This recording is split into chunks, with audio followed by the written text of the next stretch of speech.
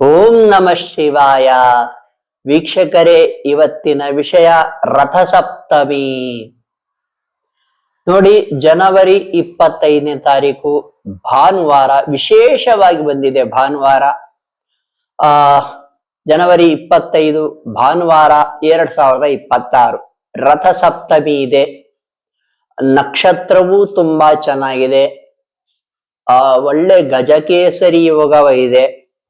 ನೀವು ಈ ಒಂದು ವಿಶೇಷ ದಿನವನ್ನ ಯಾವುದಾದ್ರೂ ವಿಶೇಷ ಕೆಲಸಗಳಿಗೆ ಉಪಯೋಗಿಸಬಹುದು. ಯಾವುದಾದ್ರೂ ವಿಶೇಷ ಕೆಲಸ ಇದ್ರೂ ನೀವು ಮಾಡಬಹುದು. ತುಂಬಾ ವಿಶೇಷ ದಿನ, ಅದರಲ್ಲೂ ಭಾನುವಾರ ಬಂದದ್ದು ಮತ್ತಷ್ಟು ವಿಶೇಷ. ಯಾಕಪ್ಪ ಅಂತಂದ್ರೆ ರಥಸಪ್ತಮಿ ಸೂರ್ಯನ ವಿಶಿಷ್ಟ ದಿನ. ಸೂರ್ಯನಿಗೆ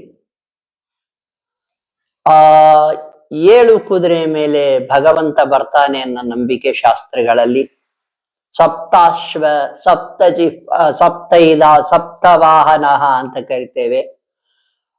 ಹಾಗೆ ಈ 7 ಕುದುರೆಗಳನ್ನು ಏರಿ ಸೂರ್ಯದೇವ ಬರ್ತಾನಲ್ಲ ಭಾನುವಾರ, ಅದು ಕೂಡ ಸೂರ್ಯನಿಗೆ ಭಾನುವಾರ ತುಂಬಾ ವಿಶೇಷ ದಿನ. ಯಾವ ರೀತಿ ಗುರುಗಳಿಗೆ ಗುರುವಾರ ವಿಶೇಷ ದಿನವೋ ಹಾಗೆ ಆ ಭಾನುವಾರ ಬಂದಿದ್ದು ಇನ್ನಷ್ಟು ವಿಶೇಷ ಅಂತ ನಮ್ಮ ಅಭಿಪ್ರಾಯ. ನೋಡಿ, ಅವತ್ತು ರಜೆ ಕೂಡ ಇದೆ. ಎಲ್ಲರೂ ಸಾಧ್ಯವಾದರೆ ನಂಬಿಕೆ ಉಳ್ಳವರು ಬೆಳಿಗ್ಗೆ ಒಂದು 6 ಗಂಟೆ, ಹೆಚ್ಚು ಕಡಿಮೆ 6, 6:30 ಎಷ್ಟಾಗುತ್ತೋ ನೋಡ್ಕೊಳ್ಳಿ. ಬೆಳಿಗ್ಗೆ ಎದ್ಬಿಟ್ಟು ನಿಮ್ಮ ಸ್ನಾನ ಎಲ್ಲ ಮುಗಿಸ್ಬಿಟ್ಟು ಸೂರ್ಯನಿಗೆ ಅರ್ಘ್ಯ ಕೊಡೋಕಾದ್ರೆ ಬರುತ್ತೆ ಅಂದ್ರೆ ಕೊಡಿ. ಇಲ್ಲ, ಏನು ಗೊತ್ತಿಲ್ಲ ಅಂದ್ರೆ ಏನ್ ತೊಂದ್ರೆ ಇಲ್ಲ, ಸೂರ್ಯನಿಗೆ ಕೈ ಮುಗಿದ್ಬಿಡಿ. ನಮಸ್ಕಾರ ಪ್ರಿಯನಾಂ ಭಾಸ್ಕರ ಅಂತಾರೆ. ಸೂರ್ಯನಿಗೆ ಕೈ ಮುಗಿದು ನೋಡಿ, ಸೂರ್ಯ 12 ನಾಮಾವಳಿ ಇದೆ ಸೂರ್ಯನಿಗೆ. ಪ್ರತಿಯೊಂದು ಮಾಸದಲ್ಲೂ ಕೂಡ ಒಂದೊಂದು ರೀತಿಯ ಹೆಸರಲ್ಲಿ ಕರೀತಾರೆ ಶಾಸ್ತ್ರದಲ್ಲಿ ಸೂರ್ಯನನ್ನ. ಅವು ಬಂದ್ರೆ ಸರಿ. ಏನಪ್ಪ ಅವು 12 ನಾಮಗಳು ಅಂದ್ರೆ, ಓಂ ಮಿತ್ರಾಯ ನಮಃ, ಓಂ ರವಿಯೇ ನಮಃ, ಓಂ ಸೂರ್ಯಾಯ ನಮಃ, ಓಂ ಭಾನುವೇ ನಮಃ, ಓಂ ಖಗಾಯ ನಮಃ, ಓಂ ಪೂಷ್ಣೇ ನಮಃ, ಓಂ ಹಿರಣ್ಯಗರ್ಭಾಯ ನಮಃ, ಓಂ ಮರೀಚಯೈ ನಮಃ, ಓಂ ಆದಿತ್ಯಾಯ ನಮಃ, ಓಂ ಸವಿತ್ರೇ ನಮಃ, ಓಂ ಅರ್ಕಾಯ ನಮಃ, ಓಂ ಭಾಸ್ಕರಾಯ ನಮಃ. ನೋಡಿ, ಪ್ರತಿಯೊಂದು ಮಾಸದಲ್ಲೂ ಈ ಒಂದೊಂದು ನಾಮಾವಳಿಯಿಂದ ಕರೀತಾರೆ. 12 ನಾಮಗಳಾಯ್ತು, 12 ನಾಮಾವಳಿ. ಇದನ್ನು ಮಾಡಕ್ಕಾಗಲ್ಲ ಅಂದ್ರೆ ಒಂದು ಕೆಲಸ ಮಾಡಿ, ಓಂ ನಮೋ ಸೂರ್ಯಾಯ ನಮಃ, ಓಂ ನಮೋ ಸೂರ್ಯಾಯ ನಮಃ, ಓಂ ನಮೋ ಸೂರ್ಯಾಯ ನಮಃ, ಈ ರೀತಿ ಜಪವನ್ನ ಮಾಡಿ. ಕನಿಷ್ಠ ಪಕ್ಷ 12 ಸರ್ತಿ ಆದ್ರೂ ಮಾಡಿ. 108 ಮಾಡಿದ್ರೆ ತುಂಬಾ ವಿಶೇಷ. ಇನ್ನೂ ನಾವು ಧ್ಯಾನ ಮಾಡಕ್ಕೆ ಶಕ್ತರಿದ್ದೇವೆ, ಮನಸ್ಸಿದೆ ನಮಗೆ ಅನ್ನೋದಾದ್ರೆ ಒಂದು ಕೆಲಸ ಮಾಡಿ, ಆದಿತ್ಯ ಹೃದಯ ಸ್ತೋತ್ರವನ್ನ ಪಠಣೆ ಮಾಡಿ. ನೋಡಿ, ಶತ್ರು ನಾಶಕ್ಕಾಗಿ ಆದಿತ್ಯ ಹೃದಯ ಸ್ತೋತ್ರ. ಯಾರಿಗಾದ್ರೂ ಶತ್ರುಗಳು ಕಾಟ ಕೊಡ್ತಾ ಇದ್ದಾರೆ ಅಂದ್ರೆ ಸೂರ್ಯನಿಗೆ ಕೈ ಮುಗಿದ್ಬಿಟ್ಟು 2 ಉದ್ದಿನ ಕಡ್ಡಿ ಅಗರಬತ್ತಿ, 2 ಅಗರಬತ್ತಿಯನ್ನ ಸೂರ್ಯನಿಗೆ ಬೆಳಗಿ ತದನಂತರ ಧ್ಯಾನ ಮಾಡಿ. ಸಾಧ್ಯವಾದರೆ ಆದಿತ್ಯ ಹೃದಯ ಸ್ತೋತ್ರವನ್ನ ಧ್ಯಾನ ಮಾಡಿ. ನನ್ನ ಏನಪ್ಪ ಒಂದು ವಿಷಯ ಏನ್ ತಿಳ್ಸಕ್ ಇಷ್ಟಪಡ್ತೀನಿ ಅಂದ್ರೆ, ನೋಡಿ, ಭಾನುವಾರ ರಜೆ ಇರುತ್ತೆ. ಇದೊಂದೇ ಭಾನುವಾರ ಅಲ್ಲ, ಎಲ್ಲಾ ಭಾನುವಾರಗಳಲ್ಲಿ ದಿನವೂ ಮಾಡಕ್ಕಾಗಿಲ್ಲ ಅಂದ್ರೆ ಭಾನುವಾರವಾದರೂ ಸೂರ್ಯನಿಗೆ ಕೈ ಮುಗಿಯೋದು ಕಲೀರಿ. 2 ಉದ್ದಿನ ಕಡ್ಡಿ ಬೆಳಗ್ಬಿಟ್ಟು ಸೂರ್ಯನಿಗೆ ಕೈ ಮುಗಿದು ಸಾಧ್ಯವಾದರೆ ಸೂರ್ಯ ಜಪವನ್ನ ಮಾಡಿ. ಇನ್ನೂ ವಿಶೇಷವಾಗಿ ಆದಿತ್ಯ ಹೃದಯ ಸ್ತೋತ್ರ ಮಾಡಿಬಿಟ್ರೆ ಭಗವಂತನ ಅನುಗ್ರಹ ತುಂಬಾ ದೊಡ್ಡದಾಗಿ ಸಿಗುತ್ತೆ. ನೀವು ಸಕ್ಸಸ್ ಕಡೆಗೆ ಸಾಗ್ತೀರ.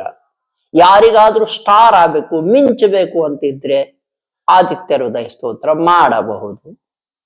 48 ದಿನಗಳ ಕಾಲ ನೀವು ಮಾಡಿ ನೋಡಿ. ಒಂದು ಮಂಡಲ ನೀವು ಮಾಡಿ ನೋಡಿ.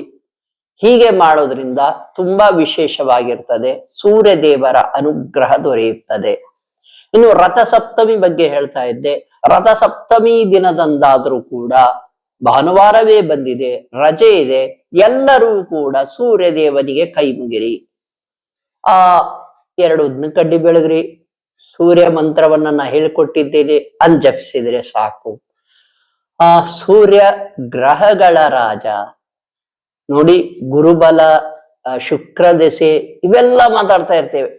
ಆದ್ರೆ ಸೂರ್ಯನನ್ನ ನಾವು ಅಷ್ಟಾಗಿ ಜಾತಕದಲ್ಲಿ ಬಹಳ ಜನ ಹೇಗೆ ಪ್ರಬಲನಾಗಿದ್ದವನು ಇಲ್ವೋ ತಿಳ್ಕೊಳ್ಳೋದೇ ಇಲ್ಲ.